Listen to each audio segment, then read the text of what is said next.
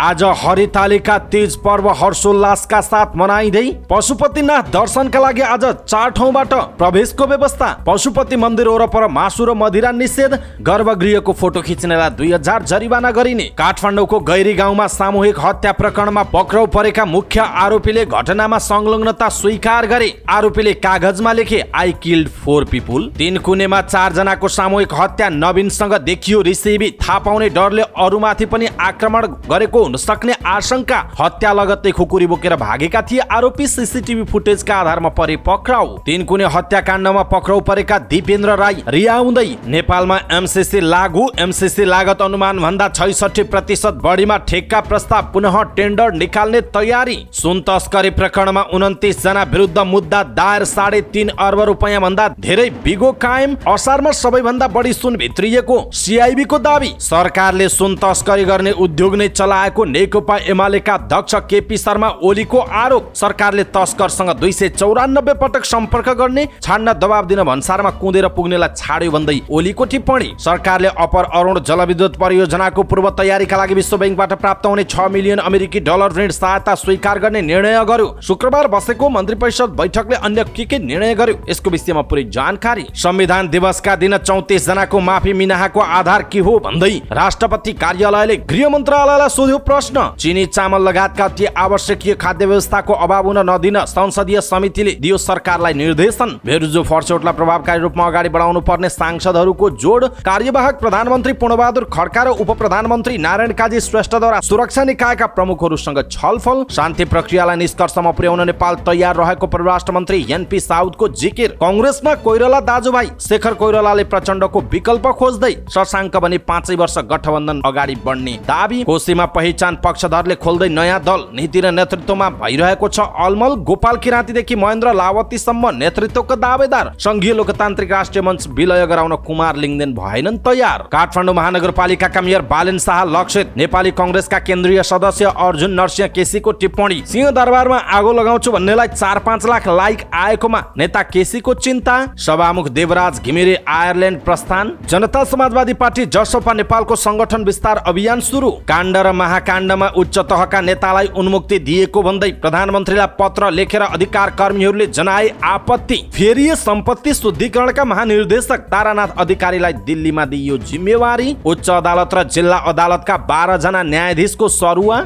सरकार र चिकित्सक संघबीच 6 बुँदे सहमति आन्दोलनका कार्यक्रम फिर्ता। शरद ऋतुमा हिमाल आरोहणका लागि 339 जनाले लिए अनुमति। गोर्खाको मनासलु हिमाल धेरैको रोजाइमा पर्यो। विराटनगरमा 2 महिना निषेधित क्षेत्र घोषणा। पहिचानवादीहरूले गर्ने प्रदर्शनलाई ध्यानमा राखेर आजदेखि विराटनगरमा 2 महिना निषेधित क्षेत्र घोषणा। अमेरिकाबाट पोखरा र वीरगञ्ज पठाएको पार्सलमा गाँजा भेटियो। म्याच सकिएको घिउ अन्डा बेच्ने भाटभटेनी सुपरमार्केटलाई 1 लाख रुपैयाँ जरिवाना तिराइयो। आर्थिक गतिविधि बढाउने सरकारको लक्ष्य रहेको अर्थमन्त्री डाक्टर प्रकाश शरण महतको दावी। वर्तमान सरकारको अकर्मण्यताले बजारमा मूल्य वृद्धि हुँदा उपभोक्ता मारमा परेको पूर्व अर्थमन्त्री डाक्टर युवराज खतिवडाको आरोप। राज्यले लिएको गलत नीतिले उपभोक्ताले मूल्य वृद्धिको मार खेप्नु परेको नेपाल उद्योग वाणिज्य महासंघका वरिष्ठ उपाध्यक्ष अञ्जन श्रेष्ठको धारणा। 2-4 दिनभित्रै चाडपर्व लक्षित सुपथ मूल्य पसल सञ्चालनमा आउने उद्योग सचिव मधु कुमार मरासिनीको टिप्पणी। स्थानीय छाला जुत्ता उद्योगको संरक्षण र सम्वर्धन गर्न आवश्यक रहेको बागमती प्रदेशका संस्कृति पर्यटन तथा सहकारी मन्त्री पुकार महर्जनको भनाई। विद्युत उत्पादनमा निजी क्षेत्रको भूमिका कमजोर बनाउने प्रावधान सच्याउन इपानको माग। 50,000 मेट्रिक टन चिनी माग्दै नेपालले लेख्यो भारतलाई पत्र।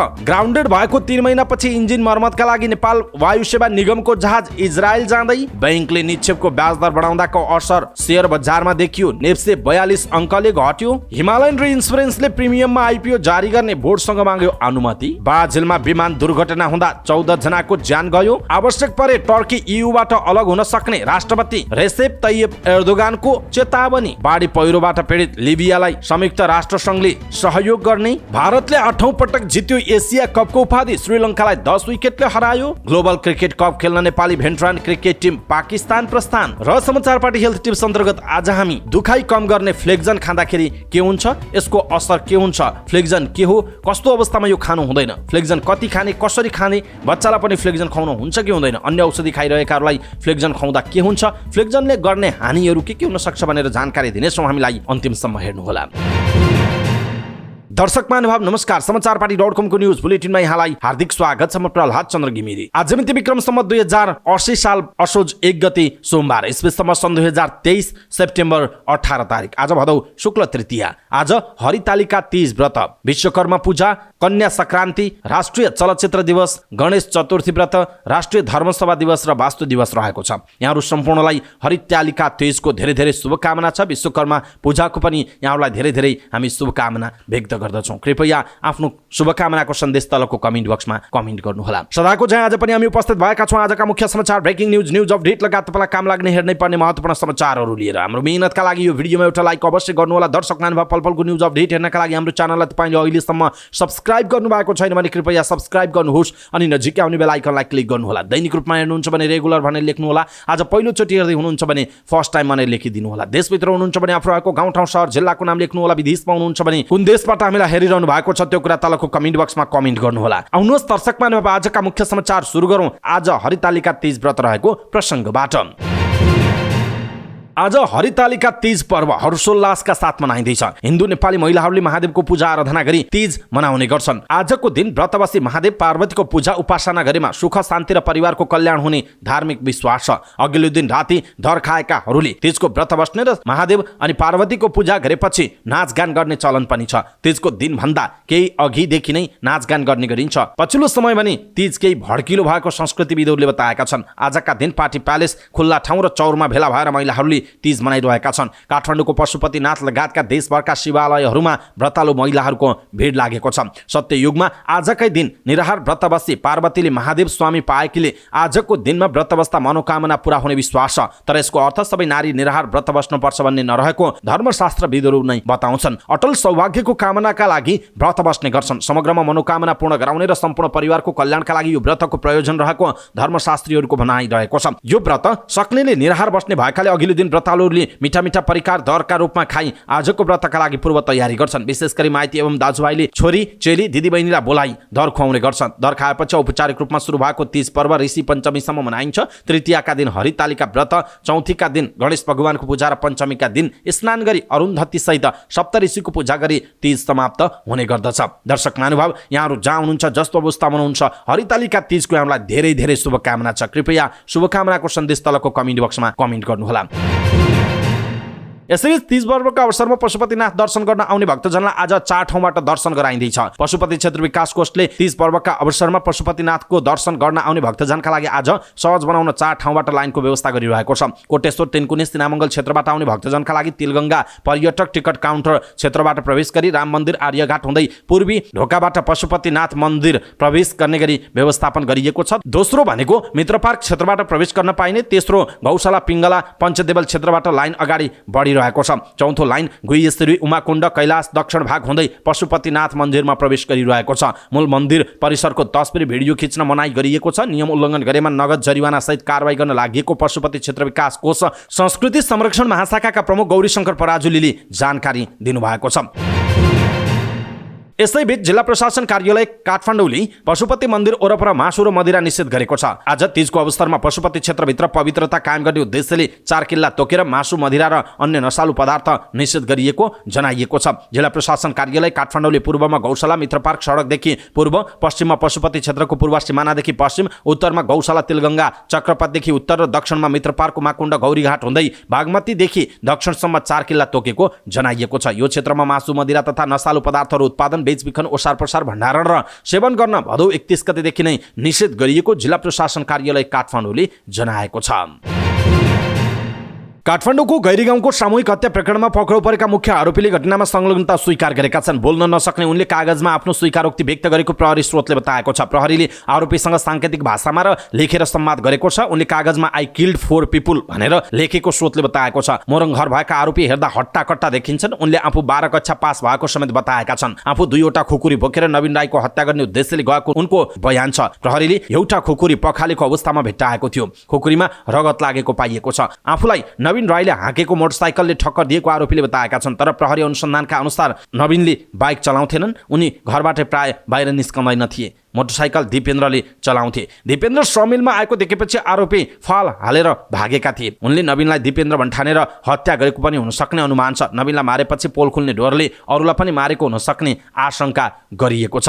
यसैबीच तिनकुने स्थित दिव्य समिलमा शुक्रबार राति भएको सामूहिक हत्यामा एकजना युवकको मात्र संलग्नता भएको प्रहरीको प्रारम्भिक अनुसन्धानले देखाएको छ। युवकले कागजमा लेखेर आई किल्ड 4 पिपुल भनेर घटनाबारे स्वीकार पनि गरिरहेका छन्। 4 जनाकै हत्या आफूले गरेको बयान दिएको प्रहरीले जनाएको छ। बयान अनुसार उनी मोरङ घर भएका 19 वर्षका नवीन राईको हत्या गर्न समिलमा पुगेका थिए। घटनाबारे थाहा पाउने भएपछि उनले अरूमाथि पनि अन्धाधुन्दा आक्रमण गरेको प्रहरी अनुसन्धानबाट खुलासा भएको छ। आक्रमणमा परि 55 वर्षीय कुमार भुजेल, उनकी श्रीमती सुभद्रा र आमा 70 वर्षकी सुमित्रा भुजेलको ज्यान गएको छ। घटनाबारे खबर गर्न 28 वर्षका दिपेन्द्र राई तिनकुने स्थित प्रहरी वृत्त नयाँ बानेश्वर पुगेका थिए। कपडा र जुत्तामा रगत लागेको अवस्थामा पुगेका उनलाई पनि प्रहरीले नियन्त्रणमा लिएर अनुसन्धान गरिरहेको थियो। तर सीसीटीभी फुटेजमा दिपेन्द्र 11:13 समिलमा प्रवेश गरेर 11:33 निस्किएको पाइएको छ। उनी प्रहरी कहाँ पुग्दा 11:55 गएको थियो। यो घटना उनी पुग्नुभन्दा पहिला नै भएको प्रहरीको अनुसन्धानबाट देखिएको छ। त्यस अनुसार आइतबार अर्का एक युवक पक्राउ परे र उनले आफ्नो संलग्नता स्वीकार समेत गरेका छन्। त्यसो त उनले आफ्नो रिसिभी नवीन राईसँग रहेको तर घटनाको रहस्य खुल्ने डरले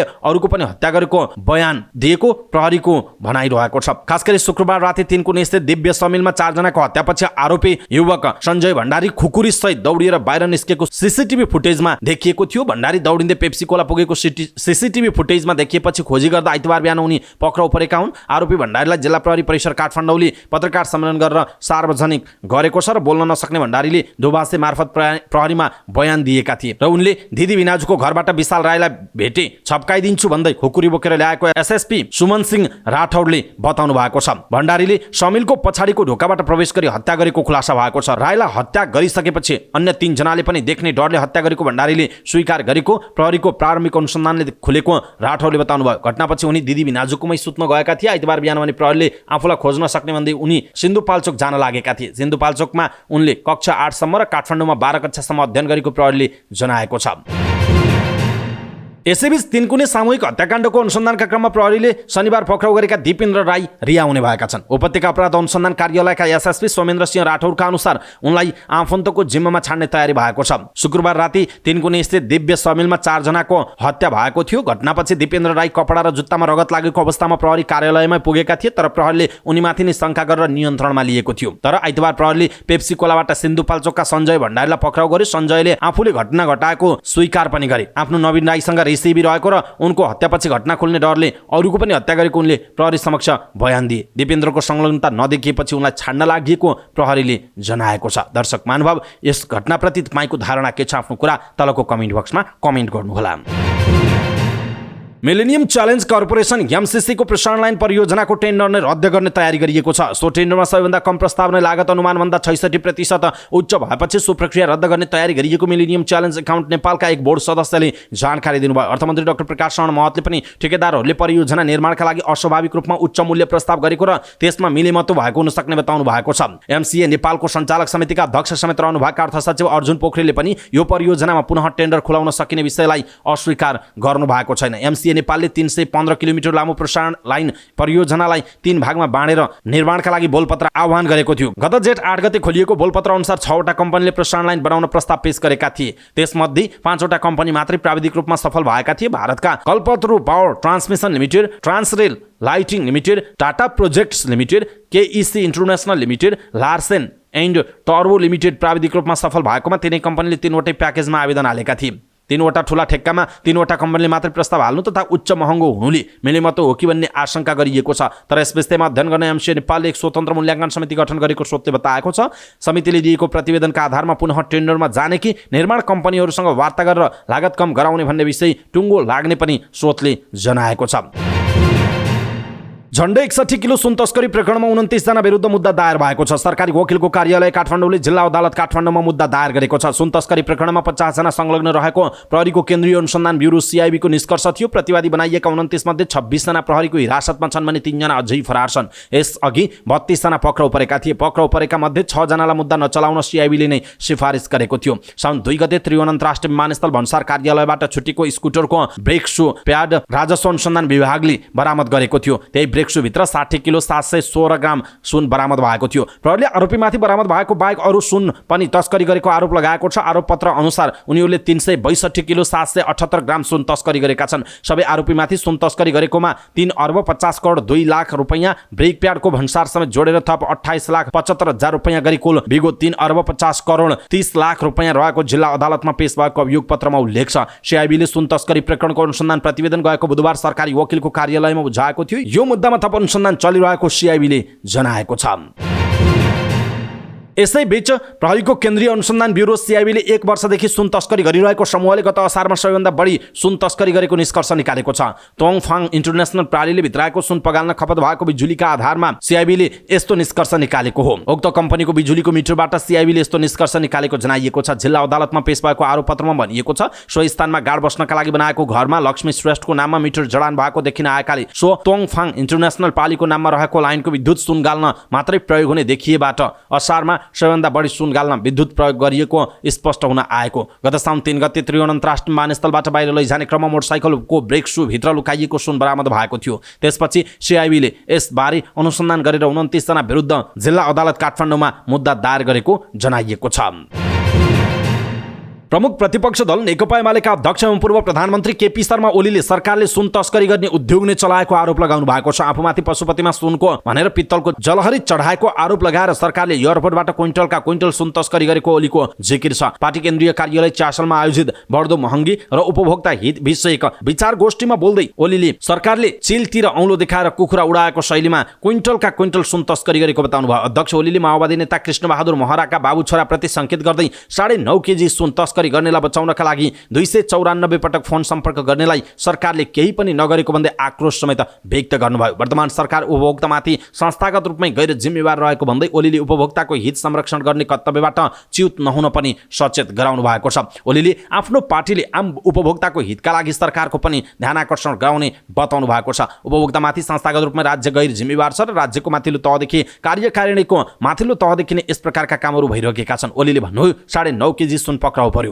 कहाँ गयो त्यो, के भयो, अत्तो पत्तो छैन र बजारले त्यसलाई सामान्य रूपमा लिएको छ। नेपाली समाजले 9.5 केजी सुन भन्सारमा पक्राउ गर्यो, यो अलपत्र छ, अलपत्र छ। कोका बाउ छोरा के भयो रे, 294 पटक सम्पर्क गरेको देखियो, भन्सारमा कुदेर गएको पाइयो, यो छोडिदेऊ, यसो भनेको पाइयो, तर पनि केही हुँदैन। लाञ्छित कसैलाई गर्ने हो भन्ने उहाँको पोलिटिकल एजेन्डा छ। कसलाई लाञ्छित गर्ने, कोपट्टि संकेत गर्ने। जब हाउसमा पशुपतिमा सुन चढाए भनेर पित्तल चढाइयो भनेर एउटा सत्ताधारी गुटका सांसद कराए, त्यति बेरै मैले केही हुँदैछ कि पशुपतितिर ध्यान मोडेर के गर्न खोजिराखेका छन् भनेको। एयरपोर्टबाट क्विन्टलका क्विन्टल सुन ओसार पसार चलाउने उद्योग रहेछ त्यहाँ, त्यो उद्यम उतातिर चलाउने, यता पशुपतिमा सुन तौलिन लगाउने, यो खालको तरिकाले चिलतिर देखाउने, यता कुखुरा उडाउने, यो खालको तरिकाहरू राज्यबाट भइराखेको छ। हामी सरकारमा हुँदा होस् वा नहुँदा उपभोक्ताको हित संरक्षण गर्ने कर्तव्य प्रमुख रूपमा सरकारको हो, उहाँको भनाइरहेको छ। त्यस अवसरमा उहाँले आम उपभोक्ताको हित संरक्षणका लागि गरिबी निवारणमा जोड दिनुपर्ने आवश्यकता पनि औल्याउनु भएको छ। दर्शक महानुभाव, केपी शर्मा ओलीको यो भनाइलाई तपाईँ के भन्नुहुन्छ?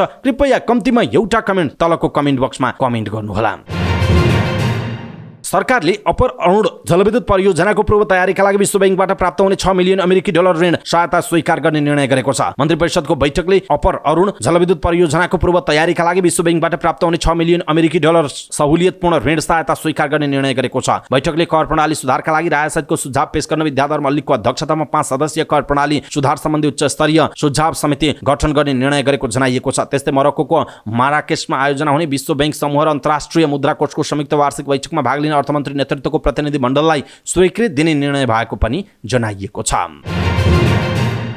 राष्ट्रपति कार्यालयले संविधान दिवसका दिन 34 जनालाई माफी मिनाहा दिनुपर्ने आधार स्पष्ट लेखेर पठाउन गृह मन्त्रालयलाई भनेको छ। साथै माफी मिनाहाका लागि प्रस्ताव गरिएका 34 जनाकै व्यक्तिगत विवरण पनि राष्ट्रपति कार्यालयले माग गरेको छ। गृह मन्त्रालयले संविधान दिवस असोज 3 गतेको अवसरमा 34 जनालाई माफी मिनाहाका लागि राष्ट्रपति कार्यालयमा सिधै सिफारिस गरेको छ। तर कानुनमा भएको सामान्य छिद्रको प्रयोग गर्दै कानुन विपरीत गम्भीर प्रकृतिका अपराधमा सजायका लागि फैसला भएका तर पक्राउ नपरेका 34 जनालाई माफी मिनाहाका लागि सिफारिस गरिएको भन्दै राष्ट्रपति कार्यालयले त्यसको स्पष्ट आधार माग गरेको छ। संविधान दिवसको अवसर पारेर विभिन्न काण्डमा दोषी देखिएका 34 जनालाई माफी दिने गरी गृह मन्त्रालयले 5 दिन अघि राष्ट्रपति समक्ष प्रस्ताव पेश गरेको थियो। अधिकांश ज्यान मुद्दा, तस्करी, सहकारी, ठगी लगायतका मुद्दामा सजाय तोकिएका व्यक्तिहरू छन्। मुलुकी फौजदारी अपराध संहिता ऐन 2074 को मुलुकी फौजदारी कार्यविधि संहिता ऐन 2074 र फौजदारी कसुर सजाय निर्धारण तथा कार्यान्वयन ऐन 2074 को दफा 159 बमोजिम उनीहरूको माफी मिनाहाको प्रस्ताव गरिएको गृह मन्त्रालय स्रोतले बताएको छ। संहिताको दफा 159 मा सजाय माफी दिन सकिने व्यवस्था रहेको छ। 159 1 मा भनिएको छ, अदालतको फैसला बमोजिम देखिएको सजाय पाएको व्यक्तिले सो सजाय माफी पाउन त्यसलाई मुलतवीमा राख्न, परिवर्तन गर्न वा कम गर्न गृह मन्त्रालय मार्फत राष्ट्रपति समक्ष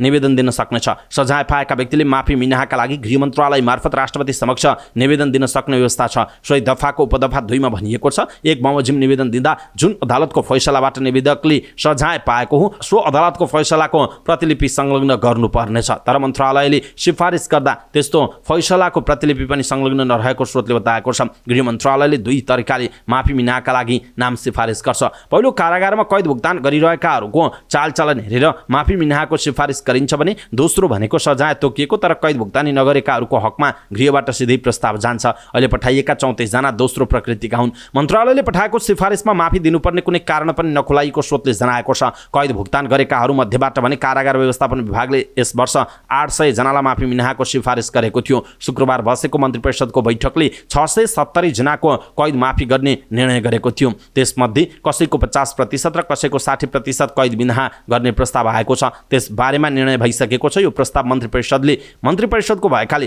राष्ट्रपतिले स्वतः सदर गरेको जनाइएको छ। गृह मन्त्रालयबाट सिधै माफी मिनाहाको प्रस्ताव पेश भएका 34 जनाको हकमा भने राष्ट्रपति कार्यालयले त्यसको आधार र व्यक्तिगत विवरण झिकाउन खोजेको जनाइएको छ। संसदीय समितिले चिनी, चामल, गहुँ लगायतका अति आवश्यकीय खाद्यवस्तुको अभाव हुन नदिन सरकारलाई निर्देशन दिएको छ।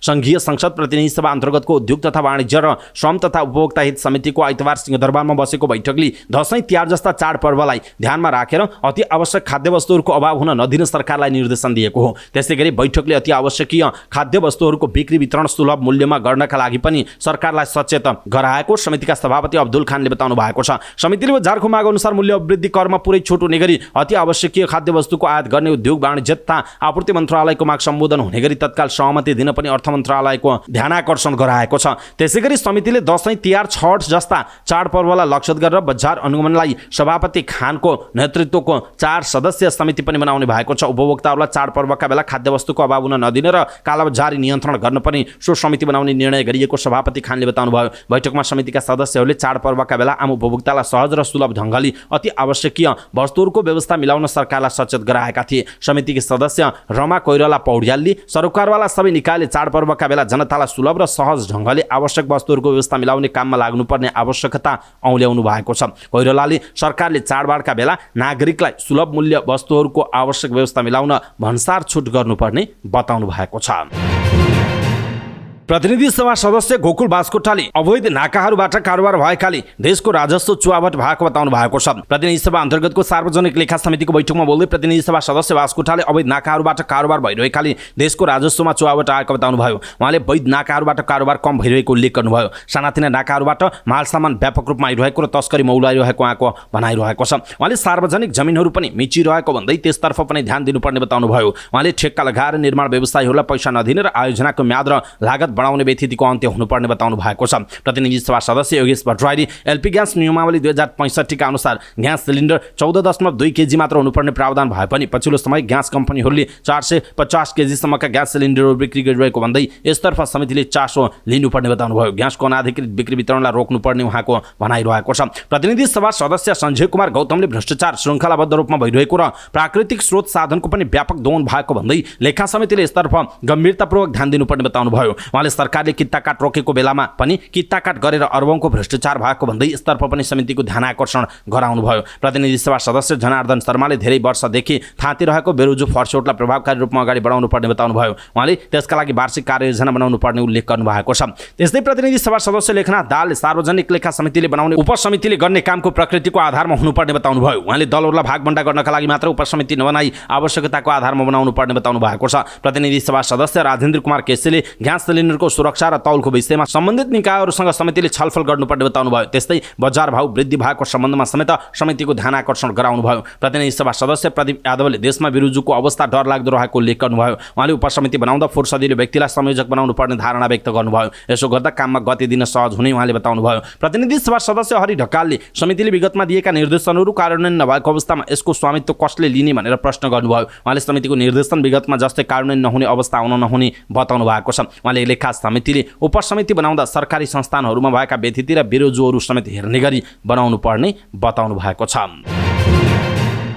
कार्यवाहक प्रधानमन्त्री पूर्णबहादुर खड्का र उपप्रधानमन्त्री तथा गृहमन्त्री नारायण काजी श्रेष्ठले सुरक्षा निकायका प्रमुखहरूसँग छलफल गर्नुभएको छ। रक्षा मन्त्रालयमा भएको छलफलमा मुख्य सचिव, प्रधान सेनापति, गृह सचिव, रक्षा सचिव, सशस्त्र प्रहरी प्रमुख र राष्ट्रिय अनुसन्धानका प्रमुख, नेपाल प्रहरीका कार्यवाहक प्रमुख सहभागी रहनु भएको थियो। छलफलमा कार्यवाहक प्रधानमन्त्री तथा रक्षा मन्त्री खड्काले सुरक्षा निकाय प्रमुखसँग देशको समग्र शान्ति सुरक्षाको अवस्थाको बारेमा जानकारी लिनुभयो। खड्काले शान्ति सुरक्षाको अवस्था दुरुस्त राख्न तथा सामाजिक सद्भाव खलबलन नदिने गरी सुरक्षा प्रबन्ध मिलाउन निर्देशन दिनुभयो। साथै बजारमा दैनिक उपभोग्य सामान सहज उपलब्ध हुने व्यवस्था मिलाउन, कालाबजारी र कृत्रिम अभाव तथा मूल्य वृद्धि हुनै नदिन थप प्रभावकारी व्यवस्थापन गरी नियमित अनुगमन गर्न निर्देशन दिनुभयो। नेपालीहरूका महत्त्वपूर्ण चाडपर्व नजिकिँदै गरेका कारण आपूर्ति व्यवस्थाको नियमितता र अनुगमनलाई समेत थप प्रभावकारी बनाइँदै कहीँ कतै आम नागरिक ठगिएको, कृत्रिम अभाव सृजना गरेको पाइए तुरुन्तै कारबाही गर्न निर्देशन दिनुभयो। सो अवसरमा उपप्रधान तथा गृहमन्त्री नारायण काजी श्रेष्ठले विभिन्न बाहनामा द्वन्द्व बढाउने र सामाजिक सद्भाव बिगार्ने प्रयास भइरहेकाले त्यसतर्फ सजग र सतर्क रहन सबै सुरक्षा निकायलाई निर्देशन दिनुभयो। कार्यवाहक प्रधानमन्त्री खड्का र उपप्रधानमन्त्री श्रेष्ठले सुरक्षा निकायका प्रमुखसँगको छलफलका क्रममा राजनीतिक र अपराधिक घटनाहरू समयमै पहिचान गर्न तथा राजनीतिक गतिविधिको आवरणमा अपराधिक गतिविधि हुन सक्ने कुरामा ध्यान दिन निर्देशन दिनुभयो। छलफलमा मुख्य सचिव, गृह सचिव र रक्षा सचिवले समसामयिक विषयमा जानकारी गराएका थिए। यस्तै राष्ट्रपति रामचन्द्र पौडेलसँग कार्यवाहक प्रधानमन्त्री तथा रक्षा मन्त्री पूर्णबहादुर खड्काले भेट गर्नु भएको छ। राष्ट्रपति कार्यालय शीतल निवासमा पुगेर कार्यवाहक प्रधानमन्त्री खड्काले देशको समसामयिक विषयमा राष्ट्रपति रामचन्द्र पौडेललाई जानकारी गराएको जनाइएको छ। परराष्ट्र मन्त्री एनपी साउदले नेपाल शान्ति प्रक्रियालाई तार्किक निष्कर्षमा पुर्याउन तयार रहेको बताउनु भएको छ। संयुक्त राष्ट्र संघको 78औं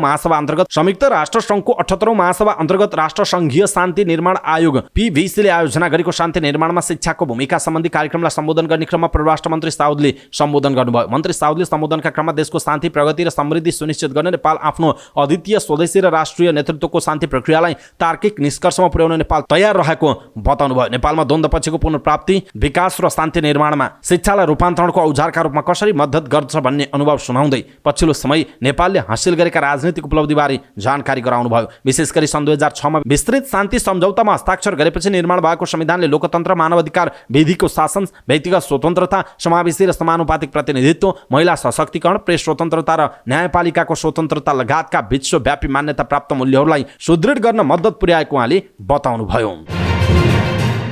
सत्ता गठबन्धनको प्रमुख घटक नेपाली कांग्रेसभित्र इतर पक्षको नेतृत्व गरिरहेका डाक्टर शेखर कोइरालाले माओवादी केन्द्रका अध्यक्ष पुष्पकमल दाहाल प्रचण्ड सरकारको विकल्प खोज्दा डाक्टर शशाङ्क कोइराला 5 वर्ष गठबन्धन निरन्तरताको पक्षमा देखिनु भएको छ। गठबन्धन दलहरूबीच आलोपालो सहमति भएर पहिलो कार्यकाल प्रचण्डले सरकारको नेतृत्व गरिरहेका बेलामा नेता कोइरालाले यही सरकारले 5 वर्ष निरन्तरता पाउने संकेत गर्नुभयो। इतर पक्षमा रहनुभएका अधिकांश नेताहरू सरकारकै कारण अराजकता बढेको निष्कर्षसहित विकल्प खोज्नुपर्ने पक्षमा रहनु भएको छ। शेखर सहित मन्त्री गगन थापा सहित इतर पक्षका अधिकांश नेताहरू सरकारको विकल्प खोज्नुपर्ने पक्षमा वकालत गर्न थालिसक्नु भएको छ। यद्यपि पार्टीमा अहिलेसम्म सभापति शेरबहादुर देउवाको निर्णय नै हावी हुने भए पनि नेताहरूले सरकारको विकल्प खोज्न आन्तरिक रूपमा दबाव बढाइरहेका छन्। सरकार असफल भई कांग्रेसलाई नै हानि हुने निष्कर्षसहित इतर पक्ष प्रचण्ड सरकारप्रति आक्रामक बनेको छ। पछिल्लो समय सभापति देउवा निकट रहेको चर्चा चलिरहेका बेलामा नेता कोइरालाले अहिले सरकार परिवर्तनको सम्भावना नरहेको बताउनुभयो। आइतबार चितवन पुग्नुभएका कोइरालाले सत्ता गठबन्धनमा सामान्य खटबट भएको स्वीकार गर्दै भन्नुभयो, मेरो दृष्टिकोणले पुष्पकमल दाहाल प्रचण्ड नेतृत्वको सरकार 5 वर्षसम्म जान सक्छ। मलाई त्यस्तो लाग्छ। सरकारको स्थायित्व भए मात्रै देशको विकास सम्भव हुन्छ उहाँको भनाइ छ। प्रधानमन्त्री प्रचण्ड साधारण व्यक्ति नभएको समेत उहाँले विश्लेषण गर्नुभयो। उहाँले पछिल्लो तिक्तताको कारणले माओवादी फेरि एमालेसँग मिल्न जान सक्ने अवस्था नभएको भन्दै अहिलेको गठबन्धनलाई अगाडि बढाउनुको विकल्प नभएको बताउनुभयो। त्यसो त पछिल्लो समय देउवासँग नजिकिरहनु भएका कोइरालाले आफू 15औं महाधिवेशनमा संस्थापन पक्षबाट सभापतिको उम्मेदवार हुन सक्ने बताउँदै आउनु भएको छ। देउवाले अर्को कार्यकाल आफू नउठ्ने घोषणा गरेपछि कोइराला परिवारबाट शशाङ्कलाई अगाडि सार्ने चर्चा छ। शशाङ्क मार्फत कोइराला परिवारलाई पार्टी नेतृत्व हस्तान्तरण गर्दा तल्लो तहसम्म कार्यकर्ता वृत्तमा पनि सकारात्मक सन्देश प्रवाह हुने देउबाले बुझाइराखेको नेताहरू बताउँछन्। यद्यपि संस्थापन र इतर पक्षलाई नै विश्वासमा लिएर 15औं महाधिवेशनमा सर्वसम्मत सभापति बन्नका लागि शेखरले केही समय पर्ख र हेरको नीति बनाएका थिए। तर देउबाले शशाङ्कलाई नछाड्ने संकेत पाएपछि शेखर आफ्नो समूह बलियो बनाउनतिर लागिसकेका छन्। 14औं महाधिवेशनमा पावर शेयरिङमा कुरा नमिलेपछि उनीहरू अलग अलग भएका थिए। शशाङ्कले अप्रत्यक्ष रूपमा देउबालाई सघाउनु भएको हो। पार्टीका नेताहरूबीच प्रचण्ड सरकार बारे दुईधार हुँदा प्रचार विभाग प्रमुख मिन विश्वकर्माले तत्काल सरकार परिवर्तनको सम्भावना नभएको प्रस्ट्याइसक्नु भएको छ। नेताहरूबीच यो विषयमा दुईधार भएर केन्द्रीय समितिको बैठकमा समेत कुरा उठाउने तयारी गरिरहेको बेलामा देउबा भने बोल्नु भएको छैन। प्रदेशको नामाकरणको विपक्षमा कोशी प्रदेशमा आन्दोलनरत पहिचान पक्षधरहरूले छुट्टै पार्टी निर्माणमा प्रयास गरिरहेका छन्। आगामी निर्वाचनमा प्रदेशमा पहिचान पक्षधरहरूको बहुमत ल्याउने गरी निर्वाचन अगावै पार्टी निर्माण गर्ने उनीहरूको योजना छ। तर पार्टी कस्तो बन्ने, कसले नेतृत्व गर्ने र कार्यदिशा के बन्ने भन्नेमा उनीहरू अलमलमा परेको देखिएको छ। पुराना पार्टीहरूले पहिचानको मुद्दा बोक्न नसकेका कारण कोशी नाम खारेजीका लागि पार्टी निर्माणको बहस सुरु भएको किराँत याक्थुम चुम्लुङका अध्यक्ष प्रेम एक्तेनले बताउनु भएको छ। जातीय पहिचानको मुद्दालाई बोकेर धेरै पार्टीले सत्ताको भर्याङ चढेको, तर सत्तामा पुगेपछि पहिचानको मुद्दा छोडेकोले कोशी प्रदेश खारेजीको आन्दोलनमा लागेकाहरू बताउँछन्। पार्टी निर्माणको पक्षमा जनता समाजवादी पार्टीमा आबद्ध नेता तथा कार्यकर्ताहरू लागेका छन्। यी मध्येका एक हुन् खगेन्द्र माकिम। असारमा विराटनगरमा भएको एउटा कार्यक्रममा पहिचानको मुद्दा स्थापित गर्नका लागि राजनीतिक पार्टी आवश्यक भएको भन्ने हिसाबको कार्यपत्र पास भएको उहाँले बताउनु भएको छ। माकिमले भन्नुभयो, तर अहिले पार्टी नै बनाइहाल्ने गरी तयारी छैन। मेरो व्यक्तिगत कुरा गर्ने हो भने पुराना पार्टीहरूले मुद्दा बोक्न सकेनन् भन्ने हो उहाँको भनाइ छ। कोशी नाम खारेजीको आन्दोलनको नेतृत्व किराँत राई यायोख्या आदिवासी जनजाति महासंघ किराँत याक्थुङ चुम्लुङ लगायतका सामाजिक संस्थाले गरेका छन्। त्यस्तै किराँत भाषा तथा साहित्य उत्थान परिषद लगायतका सामाजिक संस्थाहरू पनि आन्दोलित छन्। कोशी नाम खारेजीको आन्दोलनमा संघीय लोकतान्त्रिक राष्ट्रिय मञ्च, नागरिक उन्मुक्ति पार्टी, एकीकृत समेत आन्दोलनको मोर्चामा छ। यी दुवै पार्टीले पहिचानको मुद्दा बोके पनि निर्वाचनमा पनि उनीहरूको उपस्थिति कमजोर देखिँदै आएको छ। पहिचान सहितको प्रदेश नम्बर 1 पुनः नामाङ्कन अभियान समितिका अध्यक्ष दाकेन्द्र सिंह थेगिमले पहिचान पक्षधरहरूको पार्टी निर्माणको बहस तीव्र भएको बताउनुभयो। यही आन्दोलनको जगमा टेकेर पार्टी निर्माण गर्ने तयारी भएको उहाँको भनाइ छ। उहाँले जातीय पहिचानको मुद्दा बोकेर सदन र सरकारमा पुगेकाहरूले पहिचानको मुद्दा छाडेकाले पार्टी निर्माणको बहस सुरु भएको बताउनुभयो। माओवादीबाट फुटेर माओवादी कम्युनिस्ट पार्टी गठन गर्नुभएका गोपाल किराँती आफूहरू पार्टी निर्माणमा जुटेको बताउनुहुन्छ। उहाँले पार्टी निर्माणकै तयारी स्वरूप आफूले नेपाल देशभक्त समाजवादी मोर्चा गठन गरेको बताउनुभयो। किराँतीले माओवादी जनयुद्धमा सामेल हुनु अघि पनि किराँत वर्कर्स नामक जातीय पार्टी खोल्नु भएको थियो। उहाँले त्यस पार्टीलाई नै माओवादीमा मिसाउनु भएको थियो। नेपाली कांग्रेसका सांसद अर्जुन नरसिंह केसीले लोकतान्त्रिक प्रणालीमा व्यक्ति हावी हुँदा समाजमा अराजकता बढेको टिप्पणी गर्नुभयो। त्रिभुवन विश्वविद्यालयको द्वन्द्व शान्ति र विकास अध्ययन विभागले आयोजना गरेको कार्यक्रमलाई सम्बोधन गर्दै उहाँले व्यक्ति हावी हुँदै जाँदा सिंहदरबारमा आगो लगाउँछु भन्नेहरूलाई नै मान्छेले स्वीकार गर्ने अवस्था आएको बताउनुभयो। उहाँले काठमाडौँ महानगरपालिकाका मेयर बालेन शाहप्रति लक्षित गर्दै भन्नुभयो, जुनसुकै पदमा होस्, जति ठुलो मान्छे होस्, सिंहदरबारमा आगो लगाउँछु भन्ने कुरा गर्दा 4-5 लाखले लाइक गर्ने समाज हामी कतातिर जाँदैछौँ? यो अराजकतातिर त जान लागेका हैनौं, हामी कता जाँदैछौँ? अहिले राजनीतिक दलहरूप्रति वितृष्णा बढिरहेको र समाजमा भ्रष्टाचारले जरो गाड्दै सामाजिक द्वन्द्व समेत फैलिएको अवस्था रहेको उहाँले भन्नुभएको छ। समाजमा अराजकता बढ्दै जाँदा सरकार के हेरेर बसेको छ भन्ने उहाँले प्रश्न गर्नुभयो। जनतालाई अनुशासनको निम्ति देशमा सुशासन आवश्यक भएको भन्दै अहिले सुशासनहीनताको चरम बाटोमा हिँडिरहेको उहाँले बताउनु भएको छ। सभामुख देवराज घिमिरे 3 सदस्य प्रतिनिधि मण्डलको नेतृत्व गर्दै आयरल्यान्ड प्रस्थान गर्नुभएको छ। आइरिस संसदको तल्लो सदन डोयल एरियनका सभामुख सान ओ फार्गेलको निमन्त्रणामा सभामुख घिमिरे एक साताका लागि आयरल्यान्डको राजधानी डब्लिन प्रस्थान गर्नुभएको। सभामुखको भ्रमण टोलीमा प्रतिनिधि सभाका सचिव पद्मराज पाण्डे र सभामुखका प्रमुख स्वकीय सचिव तेज प्रकाश भट्टराई रहनु भएको छ। आयरल्यान्डमा नेपाली राजदूतावास लन्डनका द्वितीय सचिव रामबाबु नेपाल लगायत प्रतिनिधि मण्डलमा सहभागी हुने जनाइएको छ। भ्रमणका क्रममा सभामुख घिमिरेले तल्लो सदन डोयल एरियनका सभामुख सान ओ फार्गेल र माथिल्लो सदन सिनड एरियनका अध्यक्ष जेरी बटाइमरसँग शिष्टाचार भेट गर्ने कार्यक्रम छ। सभामुखले आयरल्यान्डमा रहँदा आयरिस सरकारका पदाधिकारीहरू तथा त्यहाँ बसोबास गर्ने नेपाली समुदायसँग भेट्ने कार्यक्रम छ। औपचारिक भ्रमण पूरा गरी सभामुख नेतृत्वको टोली असोज 7 गते नेपाल फर्कने कार्यक्रम रहेको छ। जनता समाजवादी पार्टी जसपा नेपालको संगठन विस्तार अभियान सुरु भएको छ। जनकपुर धाममा जसपा मधेस प्रदेश समितिद्वारा आयोजित संगठन विस्तार अभियानको उद्घाटन तथा अभिमुखीकरण कार्यक्रमबाट अभियान सुरु गरिएको। उद्घाटन कार्यक्रममा सम्बोधन गर्दै पार्टीका अध्यक्ष उपेन्द्र यादवले मुलुकलाई समृद्ध र विकसित बनाउन संघीय लोकतन्त्र र समावेशिता बनाउन आवश्यक रहेको बताउनुभयो। त्यसका लागि निर्णायक भूमिका हुन आवश्यक रहेको उहाँको भनाइ छ। निर्णायक भूमिकामा पुग्न अत्याधिक बहुमत चाहिने र बहुमत चुनावबाट सम्भव भएकाले अहिलेदेखि नै आउँदो निर्वाचनमा जुट्न नेता कार्यकर्तालाई निर्देशन दिनुभयो। अध्यक्ष यादवले देशमा अधिकार सम्पन्न संघीयता हुन नसकेको बताउनुभयो। सबै अधिकार केन्द्रीकृत गरेर संघीयता बलियो हुन नसक्ने उहाँको भनाइ छ। उहाँले राज्यले संवैधानिक, न्यायिक, प्रशासनिक र राजनीतिक नियुक्ति लगायतका कुनै पनि निकायमा समावेशिता नगरेको जिकिर गर्नुभएको छ। अध्यक्ष यादवले जबसम्म राज्यको हरेक निकायमा समावेशिता हुँदैन तबसम्म मुलुकले समृद्धि हुन नसक्ने दावी गर्नुभयो। मुलुकलाई समावेशी बनाउँदै संघीय लोकतन्त्रलाई मजबुत बनाउनु पर्ने जिम्मेवारी आफूहरू समक्ष रहेको उहाँले बताउनु भएको छ। काण्ड र महाकाण्डमा उच्च तहका नेताहरूलाई उन्मुक्ति दिएकोमा प्रधानमन्त्री पुष्पकमल दाहाल प्रचण्डलाई मानवाधिकारवादीहरूले पत्र पठाएका छन्। मानवाधिकारवादी एवं नागरिक अगुवा निलाम्बर आचार्य, सूर्यनाथ उपाध्याय, सूर्यप्रसाद श्रेष्ठ, सुशील प्याकुरेल र कनकमणि दीक्षितले प्रधानमन्त्री प्रचण्डलाई पत्र पठाएका छन्। उनीहरूले संयुक्त रूपमा प्रधानमन्त्रीलाई पठाएको पत्रमा भनिएको छ, शरणार्थी काण्ड, ललिता निवास काण्ड र सुन तस्करी काण्ड जस्ता देशलाई कलङ्कित पार्ने उच्च तह संलग्न प्रकरणहरूको अनुसन्धान र दोषीमाथि कारबाहीको प्रक्रिया सुरु हुँदा केही आशा पलाएको थियो। तर यता सार्वजनिक रूपमा तथ्य प्रमाणसहित उल्लेखित भ्रष्टाचारमा उच्च राजनैतिक तहको हात रहेका तथ्यहरू प्रकाशमा आएकोमा अनुसन्धान र कारबाहीले गलत मोड लिएको देख्दा हामी अत्यन्त चिन्तित छौँ भनिएको छ। कानुन नमान्ने, कानुनभन्दा माथि रहने वर्ग निर्माण भइरहेको स्थितिमा त्यसलाई रोक्ने केही काम हुन्छ कि भन्ने आशाको धिपधिपी दियो निब्ला कि भन्ने लागेपछि बाध्य भएर पत्र लेखेको उनीहरूले उल्लेख गरेका छन्। यो निश्चित छ यस्ता विशाल काण्ड प्रभावशाली पदाधिकारी र पहुँच भएका व्यक्तिहरूको स्वीकृति बिना सम्भव हुँदैन। अपराधिकतालाई नै प्रश्रय दिने नेतृत्व भयो भने मुलुक बलियो बन्दैन, विकास हुँदैन, न्याय हुँदैन, राष्ट्रिय स्वाधीनता पनि सुदृढ बन्दैन पत्रमा भनिएको छ। अहिले आएर कानुन पनि अपराधिकतालाई उन्मुक्ति दिने बन्न थाल्दा हामी सशङ्कित र खिन्न भएका छौँ। फौजदारी संहिता राजनीतिमा लाग्दा गरेको अपराधमा उन्मुक्तिको प्रस्तावले हाम्रो समाजलाई दण्डहीनताको केन्द्र बनाउनेछ। टिकापुर माफी काण्ड जस्तै राजनीतिको उपज हो भनेर भनिएको छ। दर्शक महानुभाव, यसप्रति तपाईँको धारणा के छ? आफ्नो धारणा तलको कमेन्ट बक्समा कमेन्ट गर्नुहोला।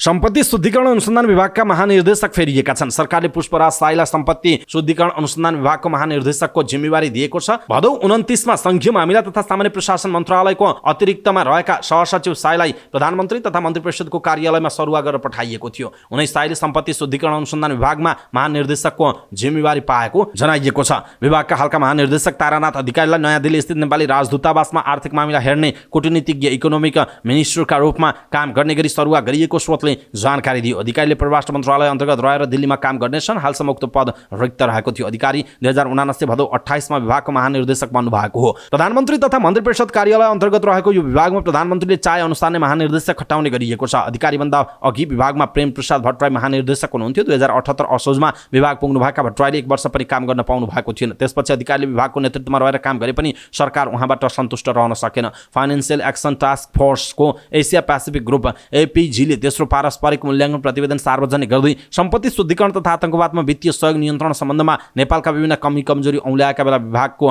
महानिर्देशक फेरिएको जनाइएको छ। न्याय परिषदले उच्च अदालतका 7 जना र जिल्लाका 5 जना न्यायाधीशको सरुवा गरेको छ। आइतबार बसेको न्याय परिषदको बैठकले न्यायाधीशको सरुवा गरेको जनाइएको छ। यसअघि शुक्रबार पनि परिषदले न्यायाधीश नियुक्ति र सरुवा गरेको थियो। स्वास्थ्य तथा जनसङ्ख्या मन्त्रालय र नेपाल चिकित्सक सङ्घ बीच 6 बुँदे सहमति भएको छ। आइतबार भएको 6 बुँदे सहमति सँगै सङ्घले आन्दोलनका कार्यक्रम फिर्ता लिएको छ। आइतबार दिनभर स्वास्थ्य मन्त्रालयमा भएको वार्तामा हेटौडामा डाक्टरमाथि आक्रमणमा संलग्नलाई स्वास्थ्य कर्मी तथा स्वास्थ्य संस्थाको सुरक्षा सम्बन्धी ऐनअनुसार कारबाही गर्ने सहमति भएको छ। सहमतिमा पक्राउ परेका 4 जना र पक्राउ पुर्जी जारी भएका अन्य 5 जनालाई ऐनअनुसार कारबाही गर्ने उल्लेख छ। यस्तै ऐन कार्यान्वयनका लागि सरकारका सबै निकाय प्रतिबद्ध हुने, स्वास्थ्य कर्मी तथा स्वास्थ्य संस्था सुरक्षा समन्वय समितिलाई स्वास्थ्य मन्त्रालयले सक्रिय बनाउने र मासिक रूपमा बैठक बस्ने तथा डाक्टरहरूको सेवा सुविधा सुरक्षा, जनशक्ति परिचालन, क्षमता वृद्धि तथा विदेशी क्रम कम गर्ने लगायतका काम गर्ने गरी 3 महिनाभित्र चिकित्सक सेवा सम्बन्धी विधेयकको मस्यौदा तयार पार्ने सहमति भएको छ। सङ्घले देशभरका अस्पतालमा आइतबार आकस्मिक बाहेकका सेवा बन्द गराएपछि स्वास्थ्य मन्त्रालयले वार्ताटोली बनाएर संवाद थालेको थियो। हेटौडा उपमहानगरपालिका 12 पदमपोखरीका 42 वर्षीय राजेश प्रधानको उपचारका क्रममा जान गएको भन्दै आफन्तले डाक्टरहरू विकास थापा र प्रशान्त बिडारी माथि कुटपिट गरेका थिए। प्रहरीले कुटपिटमा संलग्न 4 जनालाई पक्राउ गरे पनि चिकित्सक संघले आइतबार देशभर आकस्मिक बाहेकका सेवा बन्द गर्दा बिरामीको बिचल्ली भएको थियो। अब सरकार र संघ बीच सहमति भएको छ र संघले आफ्ना आन्दोलनका कार्यक्रम फिर्ता लिइसकेको छ।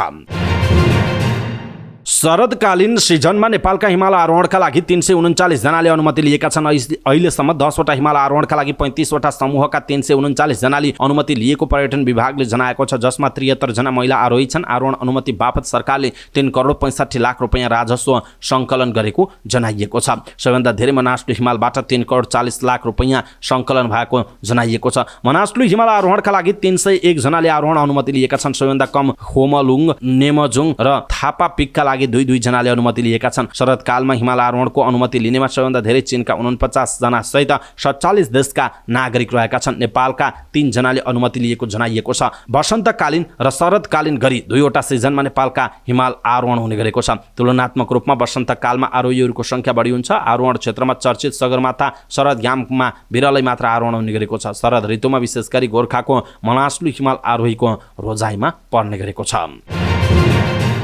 जिल्ला प्रशासन कार्यालय विराटनगरले मुख्यमन्त्री कार्यालय र प्रदेश सभा आसपासको क्षेत्रलाई 2 महिनाका लागि निषेधित क्षेत्र घोषणा गरेको छ। पहिचानवादीहरूले गर्ने प्रदर्शनलाई ध्यानमा राखेर आजबाट 2 महिनाका लागि निषेधित क्षेत्र घोषणा गरिएको हो। पहिचानवादीहरूले संविधान दिवसको अवसर पारेर विराटनगरमा प्रदर्शनको तयारी गरेका छन्। प्रदर्शनलाई ध्यानमा राखेर जिल्ला प्रशासन कार्यालय मोरङले प्रदेश सभा वरिपरि र मुख्यमन्त्री कार्यालय आसपासको क्षेत्रलाई निषेधित क्षेत्र घोषणा गरेको हो। जिल्ला प्रशासन कार्यालयले सूचना जारी गर्दै जिल्ला प्रशासन कार्यालयले कोशी प्रदेश अन्तर्गत मोरङ जिल्ला स्थित विराटनगर महानगरपालिकालाई केन्द्रबिन्दु राखी विविध समूह लगायतबाट विरोध धरना जुलुस आयोजना गरी विरोधका कार्यक्रमहरू भइरहने भन्दै निषेधित क्षेत्र घोषणा गरेको छ। प्रशासनले यस्ता समूहको गतिविधिबाट शान्ति सुरक्षामा असर पर्न सक्ने भएकाले सुरक्षा जोखिमलाई मध्यनजर गर्दै सुरक्षा स्थितिलाई सहज एवं सामान्य तुल्याइ राख्न जिल्ला सुरक्षा समिति मोरङको निर्णय अनुसार निषेधित क्षेत्र घोषणा गरेको जनाएको छ। प्रशासनले सर्वसाधारण तथा सवारी साधन आवत जावत बाहेक कुनै पनि किसिमको सभा, जुलुस, भेला, र्याली, धरना जस्ता कार्यक्रमहरू गर्न स्थानीय प्रशासन ऐन 2028 को दफा 6 को 3 बमोजिम निषेध गरिएको जनाएको छ। मोरङ प्रमुख जिल्ला अधिकारी वीरेन्द्र यादवले आदेशको उल्लङ्घन गरी कारबाही गरिने जानकारी दिनुभयो। अमेरिकाबाट हुलाक मार्फत पठाएको गाँजासहित प्रहरीले विभिन्न ठाउँबाट 5 जनालाई पक्राउ गरेको छ। अमेरिकाबाट गोसारा हुलाक कार्यालय दिल्ली बजार हुँदै पठाइएका पार्सलमा गाँजा फेला परेको नेपाल प्रहरीको लागु औषध नियन्त्रण ब्युरोले जानकारी दिएको छ। भदौ 19 गते अमेरिकाबाट गोसारा हुलाक कार्यालय दिल्ली बजार मार्फत जिल्ला हुलाक कार्यालय वीरगञ्जमा प्राप्त हुने गरी पठाइएको एउटा कार्टुन बक्समा 900 ग्राम गाँजा भेटिएको ब्युरोका प्रहरी उपरीक्षक चक्रराज जोशीले जानकारी दिनुभयो। प्रहरीले वीरगञ्जमा उक्त कार्टुन बक्स लिन आउने वीरगञ्ज महानगरपालिका 16 का 32 वर्षका डल्लुराम र 43 वर्षका हबिब मियालाई पक्राउ गरेको छ। त्यस्तै भदौ 24 गते अमेरिकाबाट गोसारा हुलाक कार्यालय दिल्ली बजार हुँदै जिल्ला हुलाक कार्यालय कास्कीमा पठाइएको एउटा कार्टुन बक्समा 1 किलो 400 ग्राम गाँजा भेटिएको छ। उक्त कार्टुन लिन आउने भारतीय नागरिक 24 वर्षका एजिन भार्गेसलाई पनि प्रहरीले पक्राउ गरेको छ। उनको कोठाबाट 720 ग्राम गाँजा पनि बरामद भएको ब्युरोका प्रहरी उपरीक्षक जोशीले जानकारी दिनुभएको छ। त्यस्तै गोसारा हुलाक कार्यालय काठमाडौँबाट डडेलधुरा पठाइएको एउटा कार्टुनमा पनि प्रहरीले गाँजा भेटेको छ। कार्टुनमा 720 ग्राम गाँजा भेटिएको। उक्त गाँजा लिन आउने डडेलधुराको गन्याबधुरा गाउँपालिका 1 की 39 वर्ष रेणुका तामाङलाई पक्राउ गरेको जनाइएको छ। त्यस्तै गोसारा हुलाकबाटै रेणुका तामाङले पाउने गरी भदौको 24 गते 939 ग्राम गाँजा पठाएको भेटिएको थियो। रेणुकाले उक्त कार्टुन भारतीय नागरिक अरुण कुमार र मोहम्मद नईमले लिन पठाएको पनि खुलाएकाले उनीहरूलाई पनि पक्राउ गरिएको प्रहरीले जनाएको छ। म्याद गुज्रेका सामग्री बिक्री गरेको भन्दै संयुक्त बजार अनुगमन ललितपुरको टोलीले पुलचोकमा रहेको भाटभाटिन सुपरमार्केटलाई 1 लाख रुपैयाँ जरिवाना गरेको छ। ललितपुरका सहायक प्रमुख जिल्ला अधिकारी अमरदीप सुनवार सहितको टोलीले आइतबार कृष्ण गल्लीमा रहेको भाटभाटिनी मान भवनको बिग मार्ट र पुलचोकको सेलवेज डिपार्टमेन्ट स्टोरको अनुगमन गरेको हो। अनुगमनका क्रममा भाटभाटिनीले म्याद सकिएको घिउ अण्डा बिक्री गरेको पाइएपछि न्यूनतम 1 लाख रुपैयाँ जरिवाना गरिएको सहायक प्रमुख जिल्ला अधिकारी सुनवारले जानकारी दिनुभयो। उहाँका अनुसार बिग मार्टले बिक्री गर्ने हरियो तरकारीमा कम तौल पाइएपछि 10,000 रुपैयाँ जरिवाना गरिएको छ। त्यस्तै म्याद सकिएको बियर बिक्री गरेको भेटिएपछि 10,000 रुपैयाँ जरिवाना गरिएको सुनवारले जानकारी दिनुभएको छ। घरेलु तथा साना उद्योग कार्यालय ललितपुरका निरीक्षक अधिकृत सञ्जय थापाले उपभोक्ताको स्वास्थ्यलाई ध्यान दिएर अखाद्य वस्तुको डिस्पोज गरिएको बताउनु भएको छ। अर्थमन्त्री डाक्टर प्रकाश शरण महतले आर्थिक गतिविधि बढाउने सरकारको लक्ष्य रहेको बताउनु भएको छ। कर्मचारी सञ्चय कोषको वार्षिक उत्सव कार्यक्रमलाई सम्बोधन गर्दै मन्त्री महतले आर्थिक गतिविधिलाई बढाउने सरकारको लक्ष्य रहेको बताउनु भयो। उहाँले अर्थतन्त्रले बिस्तारै लय पक्रँदै गएको भए पनि राजस्वमा भने समस्याहरू कायमै रहेको बताउनु भयो। उहाँले वैदेशिक मुद्राको सञ्चिति राम्रो भएको बताउनु भयो। पर्यटकको आगमन पनि बढिरहेको उल्लेख गर्नुभयो। उहाँले अर्थतन्त्रलाई चलायमान बनाउनका लागि बैंकहरूले ब्याज कम गर्नुपर्ने उल्लेख गर्नुभएको छ। त्यस्तै नियमनकारी संस्थाहरूले अर्थतन्त्रको दिशालाई मध्यनजर गर्दै आफ्नो नीति निर्माण गर्नुपर्नेमा उहाँले जोड दिनुभयो। मन्त्री महतले सरकारले वित्त नीति तय गर्दा वित्त व्यवस्था र खर्च प्रणालीलाई प्रभावकारी बनाउने गरी गर्नुपर्ने बताउनु भएको छ। उहाँले सरकारले बजेटमा धेरै सुधारका प्रस्तावहरू पेश गरेको बताउनु भयो। देशमा लगानीको वातावरण बढाउने र बजारमा पुँजी प्रवाह गर्ने लक्ष्यका साथ काम गरिरहेको पनि उहाँको भनाइरहेको छ।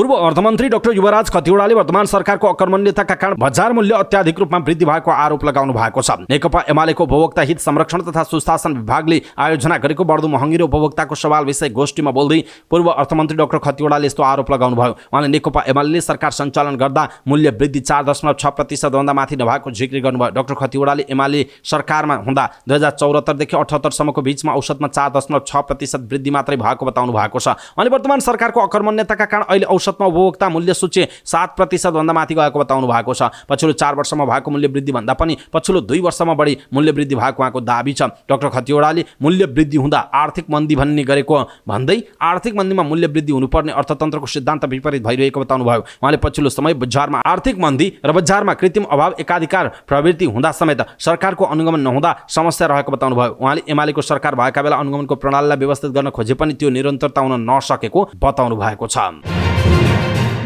नेपाल उद्योग वाणिज्य महासंघका वरिष्ठ उपाध्यक्ष अञ्जन श्रेष्ठले राज्यले लिएको गलत नीतिका कारण उपभोक्ताहरूले मूल्य वृद्धिको मार खेप्नु परेको बताउनु भएको छ। एमालेको उपभोक्ता हित संरक्षण तथा सुशासन विभागले आयोजना गरेको बढ्दो महँगी र उपभोक्ताको सवाल विषयक गोष्ठीमा बोल्दै वरिष्ठ उपाध्यक्ष श्रेष्ठले यस्तो बताउनु भयो। उहाँले कोभिड र रुस युक्रेन युद्धको सामना गर्नका लागि राज्यले हठात रूपमा लिएको नीतिको कारण अर्थतन्त्र र बजार मूल्यमा असर परेको दाबी गर्नुभयो। उहाँले निजी क्षेत्रले बारम्बार सरकारलाई अर्थतन्त्र नियन्त्रण गरी कडा नीति नलिन आग्रह गरे पनि नसुनेको बताउनु भयो। उहाँले निजी क्षेत्रको सुझावलाई राज्यले नसुन्दा मूल्य वृद्धि लगायत मुलुकले आर्थिक मन्दी खेप्नुपर्ने अवस्था आएको उल्लेख गर्नुभयो। उहाँले अहिले सर्वसाधारणहरू उपभोक्ताहरू मात्रै नभएर व्यवसायी र राज्य पनि पीडामा रहेको बताउनु भयो। वरिष्ठ उपाध्यक्ष श्रेष्ठले राज्यको राजस्व कम सङ्कलन भएको भन्दै सरकारको साधारण खर्च पनि प्रत्येक महिना ऋण लिएर गर्नुपर्ने अवस्था आएको जानकारी दिनुभयो। उपभोक्ता हक हितका लागि सरकार जहिले पनि चनाखो हुनुपर्ने आवश्यकता रहेको उहाँले बताउनु भएको छ।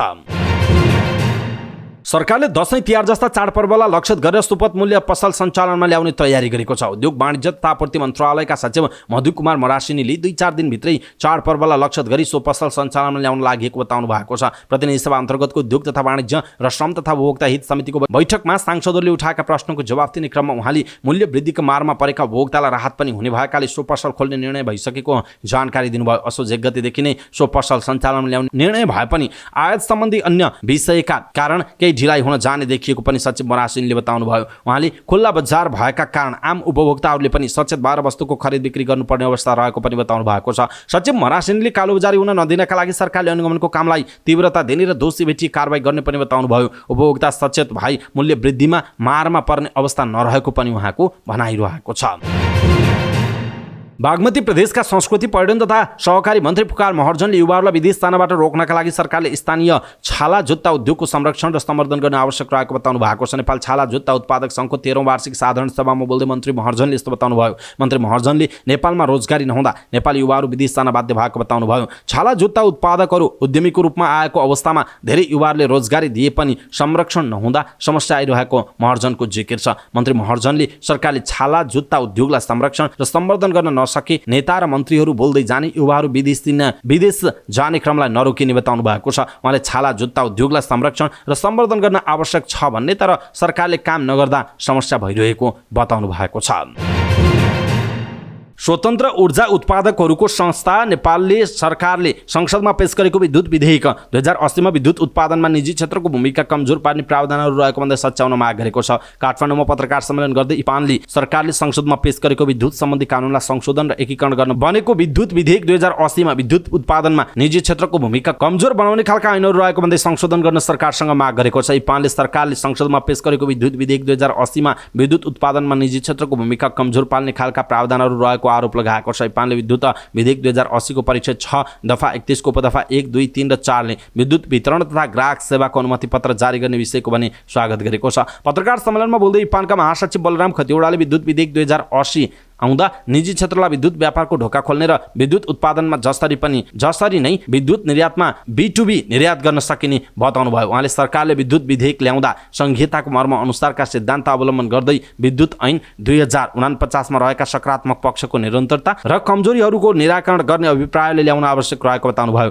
उहाँले नेपालमा ऊर्जा उत्पादनमा निजी क्षेत्रले प्रवेश पाएको 3 दशकको अवधिमा लगभग 70% हिस्सा पुर्याउन सफल निजी ऊर्जा उत्पादकहरूलाई सरकारले एकपटक पनि यसपटक पनि औपचारिक छलफल नगरी विधेयक ल्याएको जनाइएको छ। उहाँले विद्युत विधेयक 2080 विद्युत उत्पादन अनुमति पत्रको अवधि यो ऐन जारी हुनुभन्दा अगाडि अवधि तोकी जारी भएका अनुमति पत्रको हकमा सोही अनुमति पत्रमा उल्लेखित अवधि भन्ने व्यवस्थाको सट्टा विद्युत ऐन 2080 जारी भए पश्चात विद्युत ऐन 2049 अनुसार जारी गरिएका सम्पूर्ण अनुमति पत्रहरू विद्युत ऐन 2080 अनुसार नै लागू हुने व्यवस्था गर्न माग गर्नु भएको छ। महासचिव खतिवडाले विद्युत ऐन 2049 सालको आधारमा अनुमति पत्र लिएका हौं र हाम्रो अनुमति पत्रको शर्तमा नै अनुमति पत्रको म्याद सकिनु 1 वर्ष अगाडि ऐन अनुसार म्याद थपको प्रक्रिया अगाडि बढाउनु पर्ने भएकाले यस्तो व्यवस्था गर्नुपर्ने उहाँले बताउनु भएको छ।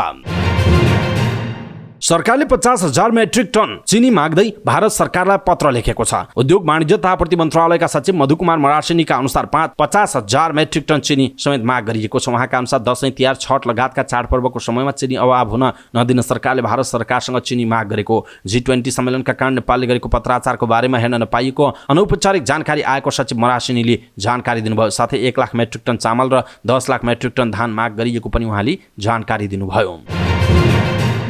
झण्डै 3 महिना ग्राउन्डेड गरी थन्किएको नेपाली एयरलाइन्सको न्यारोबडी 9N AKX जहाज इन्जिन मर्मतका लागि इजरायल पठाइने भएको छ। नेपाली एयरलाइन्सका प्रवक्ता रमेश पौडेलका अनुसार यो जहाजको इन्जिन मर्मतका लागि MRO कम्पनी इजरायल एरोस्पेस इन्डस्ट्रिजसँग लिज सहितको इन्जिन मर्मत सम्झौता भएको जनाइएको छ। सोही सम्झौता अनुसार MRO कम्पनीले 18 सेप्टेम्बरलाई स्लट दिएको र त्यसका लागि जहाज आइतबार राति 11:30 बजे इजरायल उड्न लागेको पौडेलले बताउनुभयो। यो जहाजलाई मर्मतका लागि लैजान बाँकी 4 साइकल बाँकी राखेर ग्राउन्डेड भएको थियो। यो जहाज मर्मतपछि 22 सेप्टेम्बर 2023 मा काठमाडौँ फर्कनेछ। प्रवक्ता पौडेलका अनुसार जुन 12 2023 मा 45 दिनको म्याद राखेर टेन्डर आह्वान भएको जनाइएको छ। सोअनुसार MRO कम्पनीसँग सम्झौता भएको हो। लामो समय जहाज ग्राउन्डेड हुँदा नेवानीले करोडौं रुपैयाँ आम्दानी गुमाइसकेको छ। कुल 4 वटा जहाज रहेको नेवानीले अहिले 3 वटा जहाज मात्र अन्तर्राष्ट्रिय उडान गरिरहेको छ। लामो समय जहाज ग्राउन्डेड भई आम्दानी गुमाइरहेको सन्दर्भमा भइरहेको आलोचनालाई भने निगमले वास्तविकता बुझ्ने प्रयास नगरी वस्तुगत निर्णयमा आधारित नभई निगमको शाखमा आज नआउने र कर्मचारीको मनोबल गिर्ने किसिमले भइरहेको भन्दै आरोप समेत लगाएको छ। साताको पहिलो दिन शेयर बजार घटेर रातामै भएको छ। शेयर बजार परिसूचक नेप्से आइतबार 42.14 अङ्कले घटेर 1964.91 बिन्दुमा झरेको छ। आइतबार सबै समूहको शेयर घटेकोमा होटल जलविद्युत बीमा उत्पादन र व्यापार समूहको शेयर उच्च अङ्कले ओह्रालो लागेको छ। आइतबार सबैभन्दा धेरै मोलुङ हाइड्रो पावर कम्पनीको शेयर 9% भन्दा धेरै र मेङ्चियम हाइड्रो पावर कम्पनी तथा मङ्गोल इनर्जी कम्पनीको शेयर 8% भन्दा धेरैले घटेको छ। समग्रमा बजार रातामै भएको दिन सबैभन्दा धेरै शुभम पावर कम्पनीको शेयर 10% ले बढेको बताइएको छ। बजार रातामै भए पनि कारोबार रकम उकालो लागेको छ। आइतबार 278 वटा कम्पनीका 56,59,000 किता शेयर कारोबार भएका छन्। 72,400 वटा कारोबारमा 2,02,84,00,000 रुपैयाँको शेयर किनबेच भएको छ। सबैभन्दा धेरै NIC एसिया बैंकको 27,54,00,000 र रिलायबल लाइफ इन्सुरेन्सको 24,52,00,000 रुपैयाँको शेयर खरिद बिक्री भएको जनाइएको छ। हिमालयन रे इन्सुरेन्स कम्पनीले प्रिमियममा प्राथमिक शेयर IPO जारी गर्न अनुमति माग गर्दै नेपाल धितोपत्र बोर्डमा आवेदन दिएको छ। कम्पनीले भदौ 26 मा प्रति किता 100 रुपैयाँ अङ्कित मूल्यमा 3 अर्ब बराबरको 3 करोड किता साधारण शेयर निष्कासन गरेको जनाइएको छ गर्ने भएको छ। कम्पनीले 100 रुपैयाँ प्रति किता अङ्कित मूल्यमा 108 रुपैयाँ प्रिमियम थप गरी 208 रुपैयाँ प्रति कितामा IPO जारी गर्ने भएको छ। कम्पनीले IPO मार्फत 6 अर्ब 24 करोड रुपैयाँ समेत स्रोत सङ्कलन गर्ने जनाइएको छ। कम्पनीले IPO निष्कासनका लागि धितोपत्र निष्कासन तथा बिक्री प्रबन्धकमा NMB क्यापिटललाई प्रबन्धक नियुक्त गरेको छ। यस्तै भदौ 27 मा शानभी इनर्जी लिमिटेडले पनि IPO निष्कासनको अनुमति माग्दै बोर्डमा आवेदन दिएको छ। कम्पनीले प्रति शेयर 100 रुपैयाँ अङ्कित मूल्यमा 37,90,00,000 रुपैयाँ बराबरको 37,90,000 किता साधारण शेयर निष्कासन गर्ने अनुमति मागेको छ। कम्पनीले IPO निष्कासनका लागि धितोपत्र निष्कासन तथा बिक्री प्रबन्धक नेपाल SBI मर्चेन्ट ब्याङ्किङ लिमिटेडलाई नियुक्त गरेको जनाइएको छ। ब्राजिलमा एउटा विमान दुर्घटना हुँदा 14 जनाको ज्यान गएको समाचार छ। ब्राजिलको अमेजन राज्यको राजधानी मनाउसको विमानस्थलबाट उडेको विमान 400 किलोमिटरको दूरीमा रहेको बार्सिलोसमा दुर्घटनामा परेको अन्तर्राष्ट्रिय सञ्चार माध्यमले जनाएका छन्। सानो आकारको विमानमा चालक दलका 2 सदस्य र 12 जना यात्रु थिए। खराब मौसमका कारण विमान दुर्घटना भएको अनुमान छ, तर यकिन कारण खुलेको छैन, अनुसन्धान भइरहेको बीबीसीले जनाएको छ। टर्कीका राष्ट्रपति रेसेप तय्यप एर्दोगानले आवश्यक परे टर्की युरोपियन युनियन EUबाट अलग हुन सक्ने बताएका छन्। उनले आफूहरू आवश्यक परेमा युरोपेली ब्लक वा ब्लकमा सामेल हुने प्रयास अन्त्य गर्ने बताएका हुन्। उनले युरोपियन युनियनले टर्कीसँग सम्बन्ध टुटाउन प्रयास गरिरहेको भन्दै आवश्यक भए यसमा मूल्याङ्कन गरेर आफूहरू EUबाट अलग हुने बताएका हुन्। संयुक्त राष्ट्र सङ्घको वार्षिक महासभामा भाग लिन न्युयोर्क प्रस्थान गर्नु पहिला इस्तानबुलमा आयोजित पत्रकार सम्मेलनमा उनले यस्तो टिप्पणी गरेका हुन्। उनले टर्कीले युरोपेली संसदले अपनाएको हालै सार्वजनिक प्रतिवेदन आफै मूल्याङ्कन गर्ने बताएका छन्। EUले कानुनको मस्यौदा मात्रैले नपुग्ने भन्दै मस्यौदाको कार्यान्वयनमा जोड दिनुपर्ने बताएका छन्। पूर्वी लिबियाको बाढीबाट बढी प्रभावित सहर डेरोनामा संयुक्त राष्ट्र सङ्घले सहयोग गर्ने भएको छ। सो क्षेत्रको भ्रमणपछि लिबियाका लागि संयुक्त राष्ट्र सङ्घका महासचिव विशेष प्रतिनिधिले यस्तो बताएको उल्लेख छ। वाथिलीले डेर्ना र अन्य प्रभावित क्षेत्रहरूमा समन्वय बढाउने पनि बताएका छन्। उनले आवश्यकता परेकाहरूलाई सहायता उपलब्ध गराउने बताएका हुन्। पछिल्लो तथ्याङ्क अनुसार सो क्षेत्रमा बाढीका कारण मात्र 10,000 को ज्यान गएको छ भने अझै हजारौं बेपत्ता छन्। यस्तै 50,000 मानिसहरू विस्थापित भएको जनाइएको छ। भारतले 8औं पटक एसिया कप क्रिकेटको उपाधि जितेको छ। कोलम्बोमा भएको फाइनल खेलमा श्रीलङ्कालाई 10 विकेटले हराउँदै भारत 8औं पटक विजेता बनेको। श्रीलङ्काले दिएको 51 रनको झिनो लक्ष्य भारतले 6 ओभर बलमा 1 विकेट पनि नगुमाई भेट्टाएको। भारतका लागि शुभमन गिलले 37 र ईशान किसानले 23 रन बनाए। यसअघि कोलम्बोमा टस जितेर ब्याटिङ गरेको श्रीलङ्का 15 ओभर 2 बलमा 50 रन बनाउँदा अल आउट भएको। भारतका बलर सामु श्रीलङ्काले ब्याटर निरीह देखिएका थिए। श्रीलङ्काका लागि कुशल मेन्डिसले सर्वाधिक 17 र दुसन हेमन्थाली नट आउट 13 रन बनाए। यस्तै दुनित वेलालेगेले 8, धनञ्जय डी सिल्वाले 4, पथुन निस्तनका 2 रन बनाएर आउट भएका हुन्। श्रीलङ्काका 5 जना खेलाडीले 1 रन पनि जोड्न सकेनन्। बलिङतर्फ भारतका मोहम्मद सिराजले 6 विकेट लिए। त्यस्तै हार्दिक पाण्डेयले 3 र जसप्रीत बुमराहले 1 विकेट लिए। भारत एसिया कपमा सर्वाधिक सफल टिममा पर्छ। भारतले यसअघि सन् 1984, सन् 1988, सन् 1991, सन् 1995, 2010, 2016, 2018 मा उपाधि जितेको थियो। त्यसै श्रीलङ्का 6 पटकको विजेता हो। श्रीलङ्काले 1986, 1997, 2004, 2008, 2014 र 2022 मा उपाधि जितेको थियो। यस्तै पाकिस्तानले 2006 र 2012 मा गरी 2 पटक विजेता बनेको जनाइएको छ। Nepal veteran cricket team global cricket cup खेल्न पाकिस्तान प्रस्थान गरेको छ। आजदेखि नेपालले पाकिस्तानको कराँचीमा घरेलु team Pakistan, West Indies, America, UAE, Canada, Hong Kong र अस्ट्रेलियासँग प्रतिस्पर्धा गर्नेछ। पूर्व खेलाडी किरण राणाको कप्तानीमा नेपालबाट टोली गएको छ। खेलाडीसँगै नेपाली अम्पायर रविन्द्र गुप्ता पनि प्रतियोगिताका लागि पाकिस्तान प्रस्थान गरेको जनाइएको छ। समाचार पार्टी न्युज बुलेटिनमा पालो भएको छ समाचार पार्टी हेल्थ टिप्स। आजको समाचार पार्टी हेल्थ टिप्स अन्तर्गत हामीले यहाँहरूलाई जानकारी दिनेछौँ फ्लेक्जन के हो, फ्लेक्जनले दुखाइ कसरी कम गर्छ अनि कस्तो अवस्थामा खास फ्लेक्जन खानु हुँदैन, फ्लेक्जन कति खाने भन्ने विषयवस्तुमा हामी जानकारी दिनेछौँ। हामीलाई अन्तिम समय हेर्नुहोला। सबै नेपालीहरू माझ पुर्याउनका लागि हेल्थ टिप्स आफ्नो फेसबुक, ट्विटर लगायतका सामाजिक सञ्जालमा सेयर गर्न नबिर्सिनुहोला। सामान्य दुखाइ, ज्वरो, कमजोरीमा प्रायले खोज्ने औषधि हो फ्लेक्जन। शरीर केही बिसन्चो भयो कि त हामी फ्लेक्जन खान हतारिन्छौँ। यसका लागि न हामीलाई चिकित्सकको प्रेस्क्रिप्सन चाहिन्छ न त्यसको मात्राबारे जानकारी नै। मनोमानी ढङ्गले खाने प्रवृत्ति व्यापक छ। खासमा फ्लेक्जन के हो, यसले कसरी काम गर्छ, यो कति मात्रामा खानुपर्छ, यसको सामान्य ज्ञान हुनै पर्दछ। फ्लेक्जन के हो त? यो पारासिटामोल र आइब्रुफिन दुईवटा औषधिको संयोजन हो। हुन त यी दुवै औषधि छुट्टा छुट्टै खाँदा पनि हुन्छ, तर मिलाएर खाँदा यो थप प्रभावकारी हुन्छ, जसलाई मेडिकल भाषामा सिर्नजेटिक इफेक्ट भनेर भनिन्छ। यसले के काम गर्छ त? यो औषधिमा पारासिटामोल र आइबुप्रोफिन दुवैको काम गर्ने गुण हुन्छ। पारासिटामोलले दुखाइ, ज्वरो कम गर्छ। आइबुप्रोफिनले ढाड दुखाइ, सुनिएको र संक्रमण कम गर्ने गर्छ। कस्तो अवस्थामा यो खानु हुँदैन? भाइरल ज्वरोमा यसको प्रयोग गर्न मिल्दैन। जस्तै डेङ्गी भएका बेला फ्लेक्जन खानै हुँदैन, किनभने यसको प्रयोगले रगतमा प्लेट वृद्धिमा